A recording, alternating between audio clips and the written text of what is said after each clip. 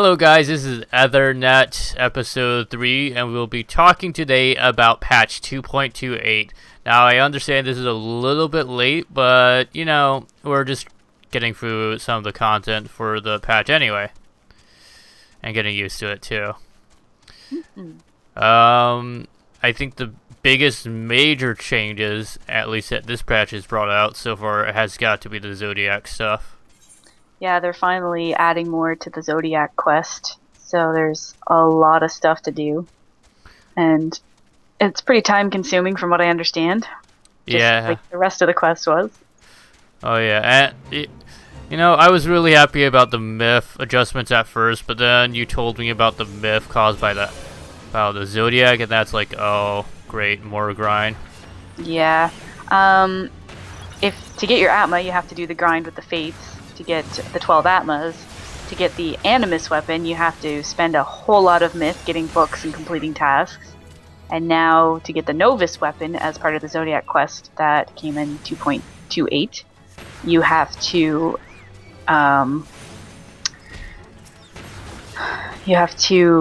buy some items, get a sphere scroll, and then you have to infuse it with materia and alexandrite, which requires more fate grinding because you have to do it 75 times, which is crazy. That does sound crazy. Yeah. I mean, the amount of time it's going to take to do that, because you have to do it with your Animus weapon equipped. You can't just level a character and try and get them. Well, hold on for a second. Isn't this next Zodiac's only at 110 for that item level? Yeah, so you only get an additional 10 levels out of it, too. So, wouldn't it be better to just farm Leviathan Extreme then? I'm not sure. I never actually looked into what you get from that fight. The Leviathan, it's either 110 or 115 for the items. Then probably. But I imagine that they're going to keep doing things with the Zodiac weapons, so really it depends on if you're a completionist or not. I suppose so, yeah. And I guess it also depends on the stats on each item. I'm sure it's different in Leviathan Extreme than it is for Zodiac. Mm-hmm. And from what I've read, the way you infuse the scroll can affect the stats that your weapon will get. And it's quite a big boost in stats that your weapon gets. So, I don't know. It's probably worth it in the long run. And then you have the ability to brag about completing such a hard task. Have a new weapon to show off. Yeah, and if anybody can really tell what we're doing right now, we're actually farming Atmos. Because, well, why not? Sorry that it looks a little bit boring. And most of this is actually pretty tedious, to be honest, with the Fates. It is a little bit. Well, especially when you can't level something in the process, you have to use the high-level character with the high-level weapon. Oh yeah, and I think what they could really change some Fates is having random superior mobs being introduced. I suppose. Yeah. Give it a little bit of a challenge. Yeah. I mean, this is something you could do and watch television at the same time. Exactly. The hardest Fate I can think of is that one dragon, big dragon, that's either in the what is it called? Revenant's Toll or something? Are you talking about the one outside Camp Coathus? The Severus Fall one? I think so. Yeah, there's like 4 fates connected together. You have to do all of them. Well, you don't have to, but you get a whole lot of experience for doing all of them. Oh yeah, and it takes like a massive group just to take down that dragon too. Oh yeah. And I think they've changed some of the, in this news patch, changed some of the boss's HP in some of those fates, though, based on how many people are still participating in them. I think so too. They mentioned about changing some of that stuff. They also added the progress bar, which I really like. Well, not progress bar. Yeah, as we're running around here, you can actually check to see how far along a fate is. Do you have somebody aggroing you? Of course I do. I always do. I mean, you could just one-shot them, Bran. Well, you know what? I have things to do and places to be, so... Well, you are quite the popular lady in this game. Although so is so is Lady too. There's a fate way down at the bottom. So might as well teleport then. Wait, how far along is it? Oh, 0% completed. Good. Oh, no, don't teleport yet. No, wait. Okay. What did I do? Okay, did you see Oh, that there. that bar thing? Yeah, That actually lasts pretty long. that's cool. There's a fate right in front of us, though. I think it was supposed to, since the new patch was supposed to last for like 20 minutes maybe. And essentially, whenever Brand does it, or when I do again, what it basically does, it pops up like a ready check on right in this area here. That's pretty cool. Yeah. Instead of just popping up as a window, which is pretty nice. Stop saying because I've lost my train of thought. Now they did a MF adjustments. I completely forgot about that, but they for the CT they made it 150, and now because of that, a lot more people are actually doing CT. Yes, CT's gotten popular again. It's kind of nice. So everybody who hasn't done Crystal Tower should do it now, just for the myth alone of 150. Now, 150 means completing the whole entire 8-man raid. So if you do not complete the Crystal Tower, you will not get the 150 in total. I think the biggest bars towards the end will give you the most myth, if I remember correctly, though. So you can still try to like join and party, or while they're doing it, since most people have been doing it pretty fast, at least for like 30 minutes. Oh, crap. Some other myth stuff that's been updated too. Trials now give you 70 up from 40, and the high level roulette gives you 70 up from 50, and low level actually gives you 100 up from 60. I guess people are not doing the low level roulette very often anymore, and they want people to do it, so it's got quite the increase on it as well. Yeah, another added feature that I found good was the high level and expert, because in all honesty, if you're doing high level or expert, you're most likely already have good gear, and it's just a challenge, really. My favorite thing they've added to do with the duties is the fact that you can now queue for high level and expert as a party. So now we can do it with our guild mates instead of having to queue with randoms, because we all have experienced going into a dungeon with randoms and it going disastrously bad. The only terrible recent disaster is probably when my healer was trying to initiate battles for some reason. Yeah, you were telling me about that. Healing, there was that one, and now my black mage was trying to do it, and what was it called? In the spider dungeon I was in earlier. That's why I don't like being tank anymore. People don't want me to be tank, apparently. Or they want to go by the dungeon way too fast, and I just like to take my time sometimes. I think the only other major thing they did with the Duty Finder this time is that you can queue for Thorn March Extreme and Leviathan Extreme through the Duty Finder solo, which apparently you couldn't do before. I did not know this because I have not attempted either of those yet. Neither have I, and I'm sure people watching on YouTube will eventually see a video of me doing all the extremes sometimes this week. Good luck with that. I will need it. I'm gonna try to see if I can make Nate come with me. Make as many of the guild as you can go with you. Yeah. I'm sure some of them will be up for it. I may or may not, depending on what's happening at the time. Well, the first extreme that I have to do is still Gruda extreme. Yeah, me too. I haven't done it yet either. So, there's that. Oh yes, they also changed it so that when you are in the extreme modes and the harder dungeons, the echo affects pets, which is great if you're a scholar or a summoner like me. Oh yeah, I completely forgot about that. Yeah, I never noticed before that the echo never affected pets, but it makes a whole lot of sense. Well, it does make sense. It's just, I'm a little bit confused as to why they didn't do earlier. Maybe it's because pets are different, maybe? Maybe. I don't know. I know. Point is, it's great. For scholars, at least. And summoners? Yeah. Yes, scholars and summoners. Although I always find it confused as to why there's not a separate healing class. What do Because you mean? there is one healing class which is a conjurer, and the only other way to which turns to a white mage, and the only other way to turn to your scholar job is to level up your arcanist, which is still DPS though. Yeah. But in the low level dungeons, like the first three probably you could queue as an arcanist with a party because all you really need is physic for the first little while. Wouldn't be until you get up to the higher stuff where you need to have more skills available. Well, I do like the scholar's buffs, which is very fascinating. I thought about cross training some of them one of these days.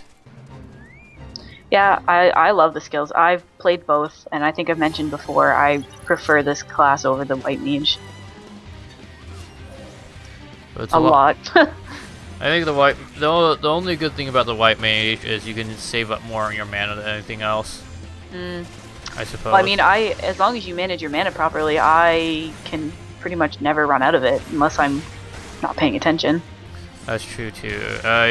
There is also the rotation, which is nice too. Yeah. Um,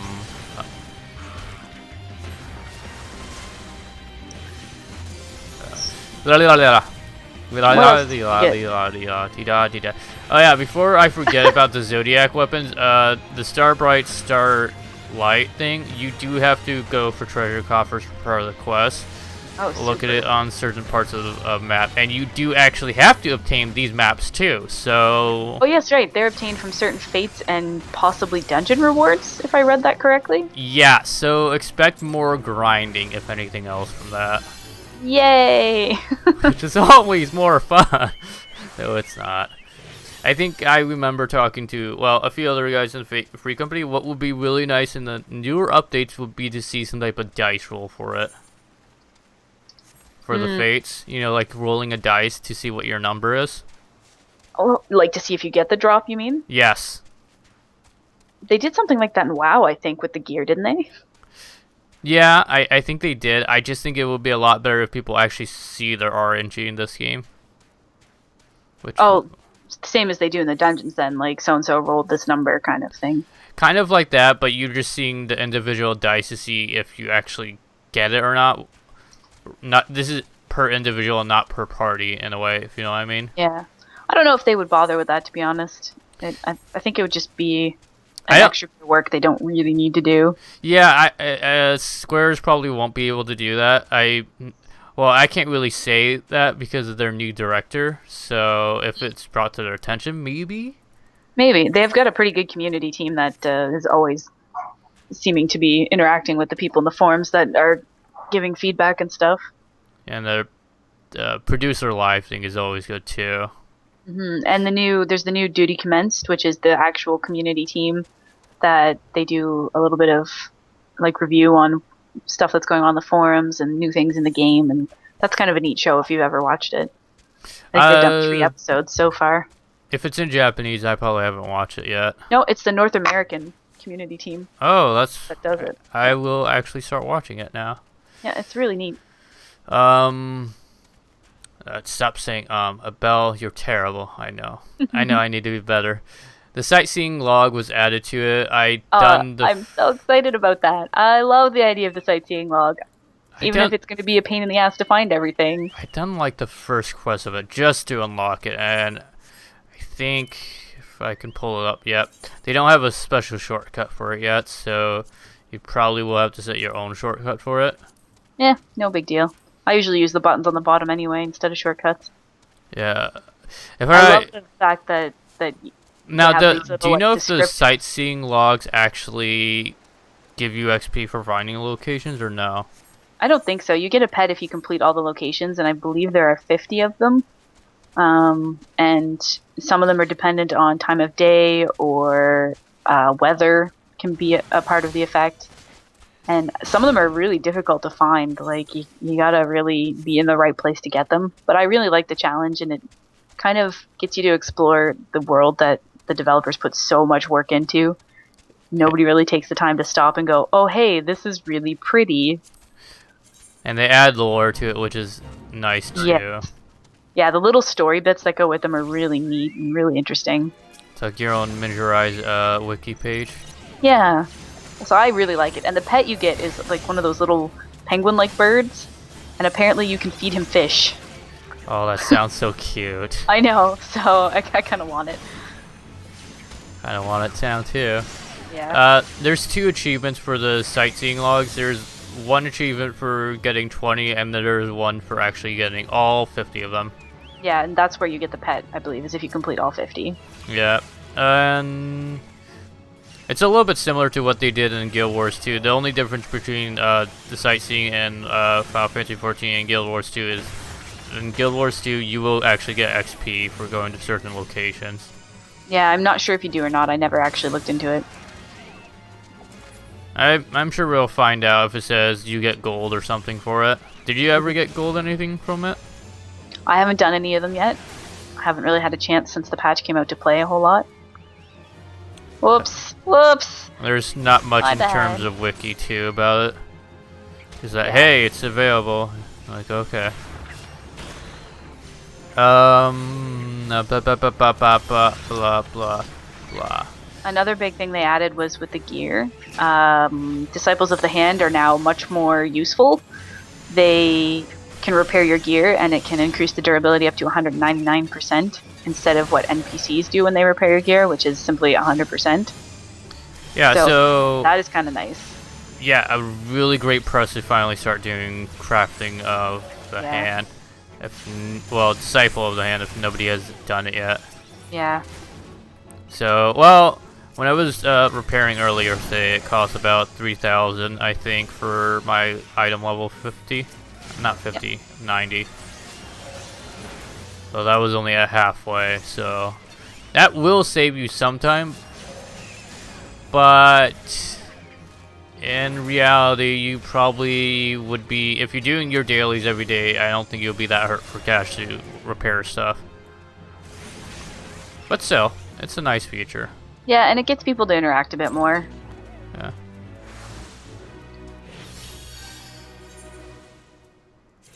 I'll abandon some of these duties here.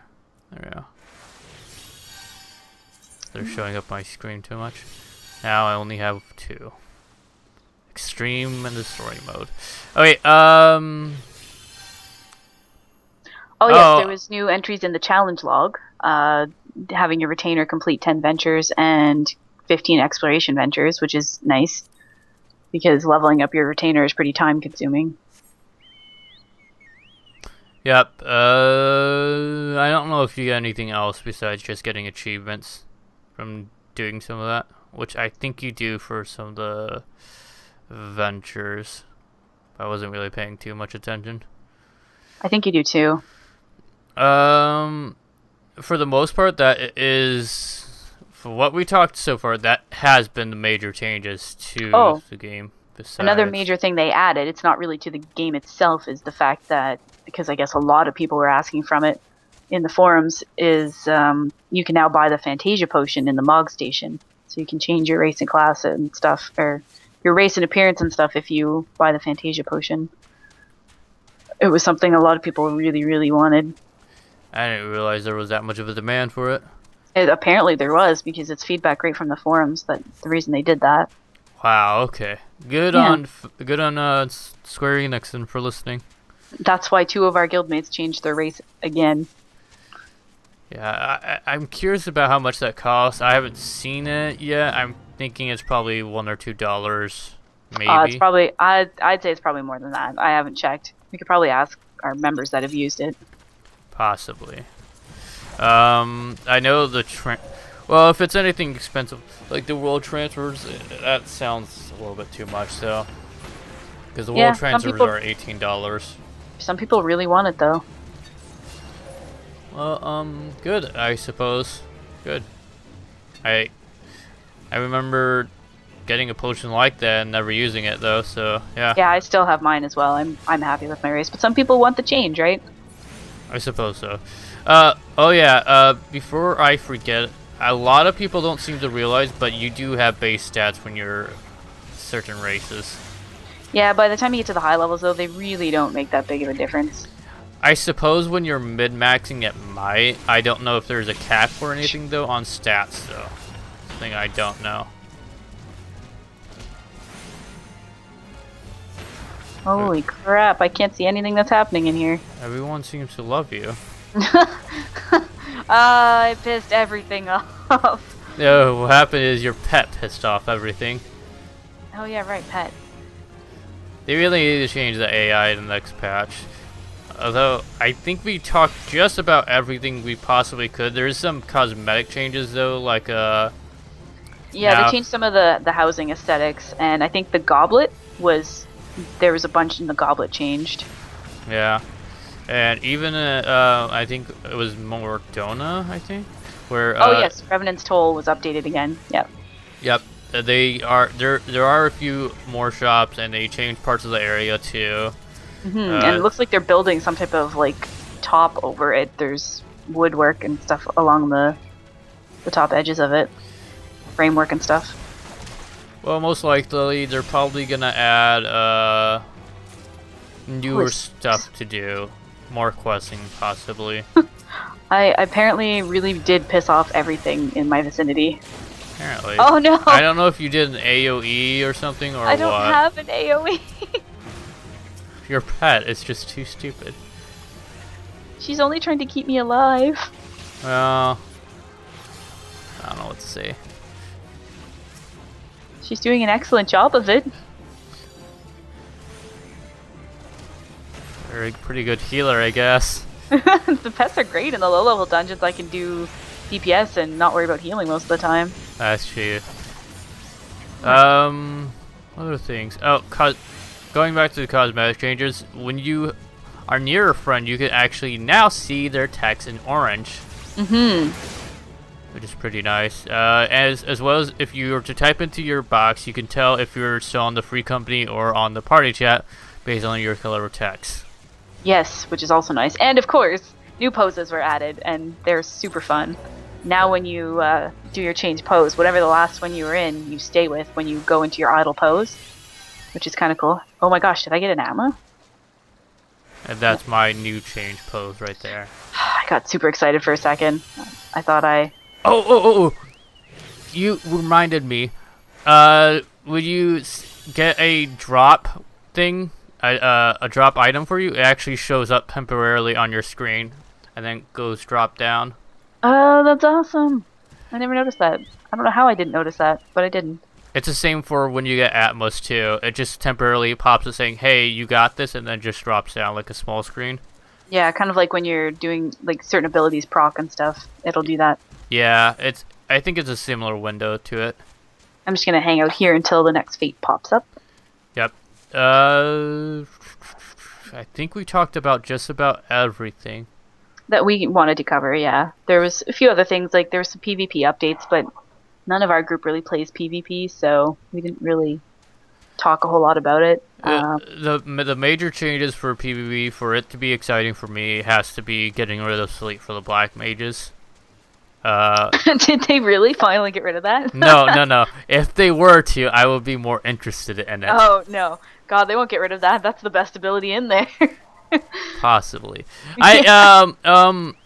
If they were to do something objective based, that would be interesting, and being able to fight with chocobos, that would be fascinating too. What, in PvP? Yeah, have chocobo battles. Oh, no. Then we're starting to get too much into Pokemon. Then it'll be pet battles and... I wouldn't mind it diverging into that. You know what? I wouldn't either, to be honest. They already talked about once possibly doing a casino in this game too.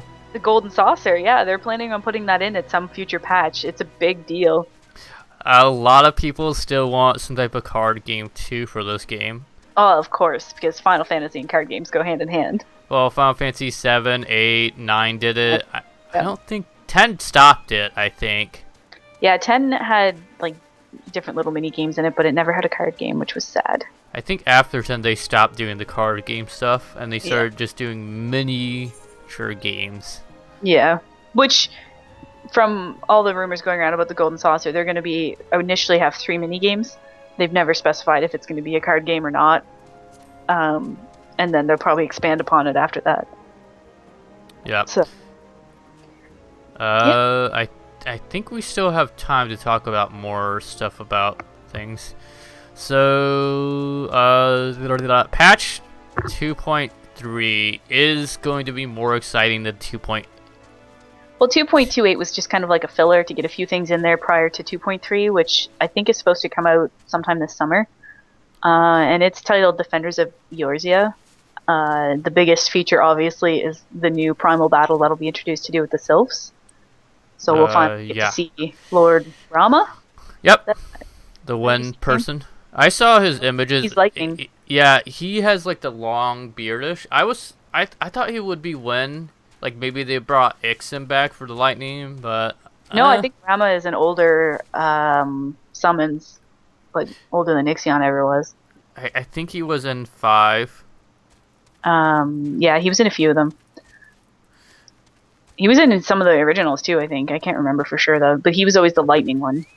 Yeah, he was a very good summon to use at the time too. Yeah.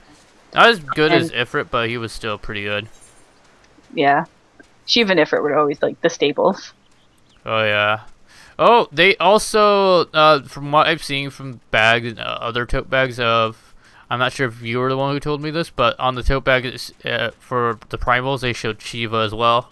Yeah, Shiva is supposed to be in a future patch. They've already got the artwork done for her, so how they're going to introduce her, I'm not sure, but I'm really excited to see it because she was always one of my favorites. I have a feeling if they do introduce Shiva, well, did they have a primal already for the water or the gills people, beast people? Yeah, that's Leviathan. Alright, so that's a Leviathan. I guess maybe a new water area, I suppose. Or I don't think it'll be water. I think it's going to be somewhere. Snow? Yeah, I think there's going to be some new areas opened up eventually in this game. They've talked about that as well. Well, if the bunny ear race is any indication, it probably will be a snow area. It has to be. Maybe, I don't know. I'm curious to see what race that the new character was that was introduced in the last patch. But one of the other things that 2.3 is supposed to have is the next wing to the Crystal Tower. Yep. Which is going to be awesome. New gear and... That means it'll either A, be about the same gear for your soldiery, or B, it will be... Higher. Potentially. I think it's going to be the same because there's also the potential to get the Sands of Time, which are used to up your level 100 gear. Oh yeah, I forgot about that. Yeah. You're right. That's probably has something to do with the Sands of Time then. Yeah. I'm really excited that they're adding a whole new dungeon, not just a hard mode. They're adding Hullbreaker Isle, and that's going to apparently have the Kraken in it. Oh, wow, okay. Yeah. So that's kind of exciting. Yep. And, well, I'm going to bet that they're, for the next Wing of Crystal, will be mostly focused on soldiery then, instead of the myth. Probably, I would imagine, because they're... I think with the next patch, they're probably going to stay around the same gear level, like 110, 115, and focus more on content again. Because there's been a lot of focus on gear the last little while. And this is just my assumption. I think they're going to be releasing the patch sometime in June or July. I don't think it'll be June. No. July. The reason why I say that is because they have a Final Fantasy XIV anniversary coming up pretty soon. And that's in late August, I believe. And if they're planning on releasing the expansion on their anniversary, that means they have to release the patch earlier. I don't know if we're going to see an expansion that early. You know, I'm hoping... It's only the first year of the game. I'm hoping, but my better judge of character is telling me probably in October or November. Yeah, I'm thinking closer to Christmas if we're lucky. If we're lucky, yeah. I would like them to take more time on it, as much as they need to make it amazing. I don't mind waiting for good content. I don't mind waiting either. It's just a matter of, besides the turns and CT and extremes, there's not much other content out there. Well, I mean, 2.3 rather, has got a lot coming out. There's the Hullbreaker Isle dungeon. There's 2 more hard modes for Tam, Terra, Deepcroft, and Stone Vigil. They're adding in hunting marks, which are going to be similar to treasure hunts. and they're going to be ranked B, A, and S, and can be done solo or in a party. And they're also adding PvP frontlines, which a lot of the people that play PvP are pretty excited about. What does that do now? PvP frontlines, from what I read, is going to be like a larger scale PvP battleground style. Oh, is it going to be something similar to what Guild Wars 2 did, then? Not sure. I've never played that one. Oh, have you ever seen the World versus World content I did? It's essentially objectives is what it is. Okay. And you basically do all the objectives with a big group of people, maybe like 24 to 30 people. So if they added like bigger This is only going to be 4 and 8, I think. Oh, never mind. But I think it's going to be based on Grand Company, so I think it's going to be like 3-way fights, not 2-way fights. Three ways I think hard to Frontlines do. is something they're going to talk about in the E3 presentations too, so we'll find out pretty soon here what. Yeah, we'll find out on Tuesday because that's when it'll happen for the English one at least. Yeah.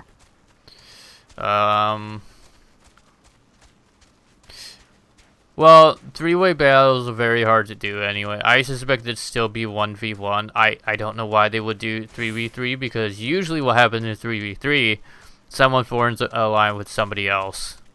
Yeah, but to win, you'd have to be the last man, like the last group standing. Yeah, you can be the last man standing, but it doesn't mean you can't have an alliance till the bitter end and then you fight each other. Yeah. I'm sure that's part of the game, right? But if they do it with the Grand Companies, then it would make sense for it to be 3v3. It would make sense. I just see it too many times with these secret alliances in 3v3, so I don't like the style of people ganging up on each other unless there's a game mechanic for it. So Did not know you could go up here. yeah. Oh, I bet you this is a part of the sightseeing log. I don't know. Is there one for this area? Maybe. Why is this guy following us? He's probably just following us just because he's bored. Quite possibly. I am going to check the sightseeing log and see. There's a fate down here that I'm gonna go to.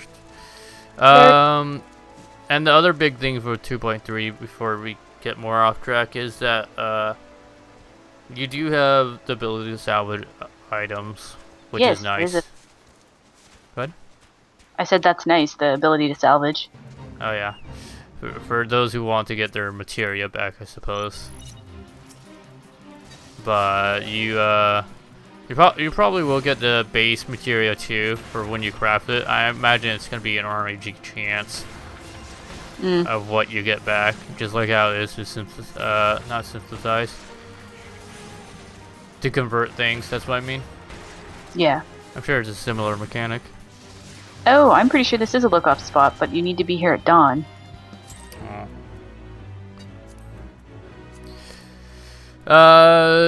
Besides 2.3, if we're looking to for a future, I did hear about flying. I do not think that will be in 2.3, just because logistically, for the way the servers are set up, it's pretty hard to do. I can't foresee that being in 2.3. That's a bit further out, but it's coming, so that's cool. I'm excited. Are you going up or down? Because up has 75%. I don't think we'll make it up. No, let's just go down. Okay, so teleport.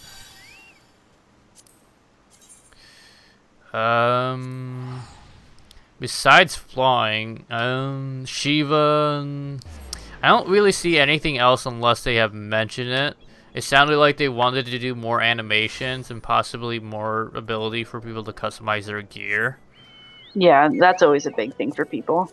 So maybe one day we'll be able to customize our myth gear. Well, if you upgrade your weathered gear to its 110 version, it's able to be dyed and stuff. Ooh, that is nice. They said something about adding in a class for the expansion. I expect that, I suppose. There was rumors that it was going to be 1 or 2 classes added to the expansion, which would be fantastic. Adding in class race would be nice too. If I were talking purely endgame, I would imagine something to do with PvP for gear in the near future.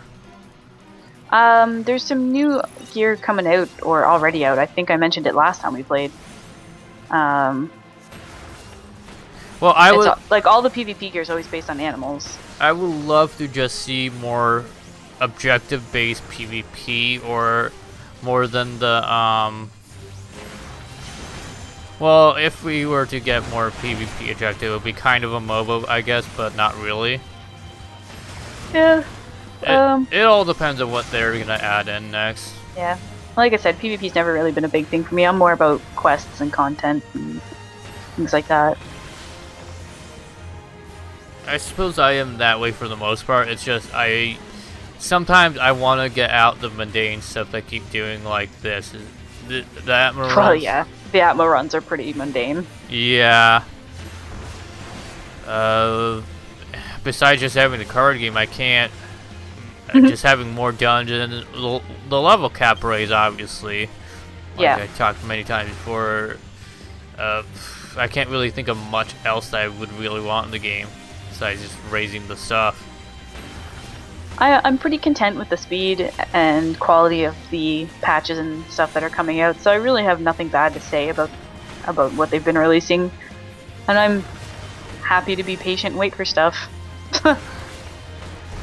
The one thing I'm really would like to know, not related to any patch or update, but this is relating to, I would like to know when a server becomes too big, What do you mean?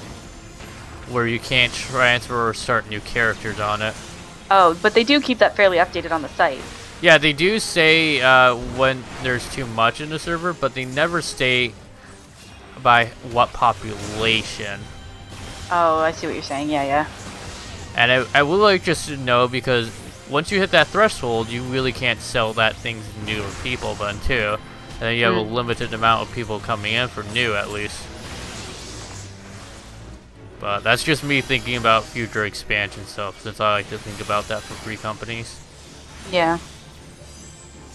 Oh, that was something they talked about in a future expansion too, or future patch, was getting private rooms in the company housing. Oh yeah, we completely forgot about that.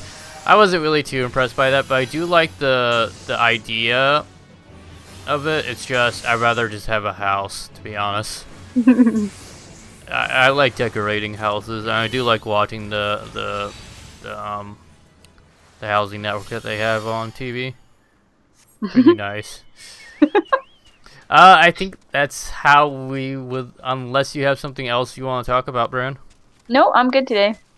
So that'll be it from us today, and you guys will see this sometime available soon. Awesome. Bye-bye, everyone.